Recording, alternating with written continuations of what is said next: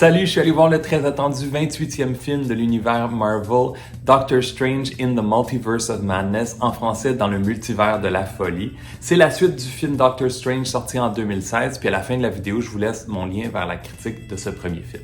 Le film est réalisé par Sam Raimi qui avait réalisé les 3 films Spider-Man originaux 1, 2, 3 sortis au début des années 2000 avec Tobey Maguire, puis qui est aussi connu pour plusieurs films d'horreur comme Evil Dead et qui n'avait pas réalisé depuis un bon bout. Le film en vedette Benedict Cumberbatch qu'on a pu voir l'an dernier dans The Power of the Dog et Spider-Man No Way Home.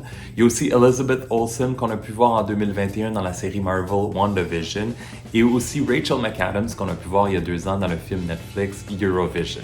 Dans ce deuxième chapitre, on voyage vers l'inconnu avec Doctor Strange qui, avec d'anciens et de nouveaux alliés mystiques, traverse les dangereuses réalités alternatives du multivers pour affronter un nouvel adversaire mystique. You cannot control everything, Strange. You opened the doorway between universes, and we don't know who or what will walk through it. Wanda.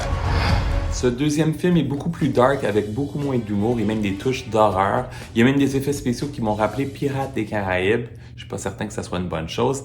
Et dès le début du film, j'ai pas vraiment été accroché par le scénario.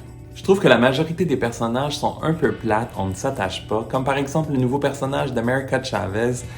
Je trouve qu'elle prend beaucoup d'importance dès le début du film, puis que son personnage n'est pas vraiment bien développé. Elizabeth Olsen est bonne, mais pour moi, The Scarlet Witch, en petite dose seulement. C'est dommage parce que j'avais beaucoup aimé le premier film Doctor Strange sorti il y a quelques années, que j'avais trouvé très original. J'ai même beaucoup aimé Doctor Strange dans le dernier Spider-Man.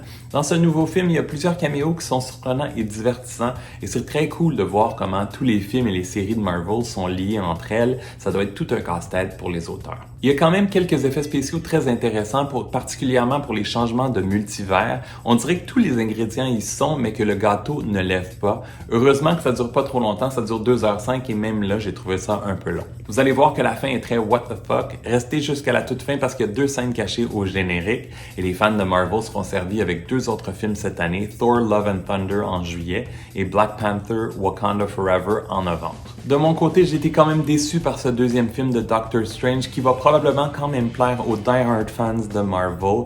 La barre était malheureusement très haute avec les 2 films de super-héros de Batman et Spider-Man No Way Home sortis récemment. Avec la multitude de films et de séries Marvel, je crois que celui-ci sera vite oublié et je lui donne 3 étoiles sur 5. Si t'as aimé la vidéo, donne un thumbs up ou un like et dans les commentaires, dis-moi si t'as l'intention d'aller voir le film et si tu l'as vu, qu'est-ce que tu en as pensé. Tu sais que tu peux me suivre sur ma page Facebook, sur mon compte Instagram, sur mon compte Twitter et abonne-toi à ma chaîne YouTube. Dans quelques jours, je vais vous présenter ma critique du film Top Gun Maverick. À très bientôt. Ciao!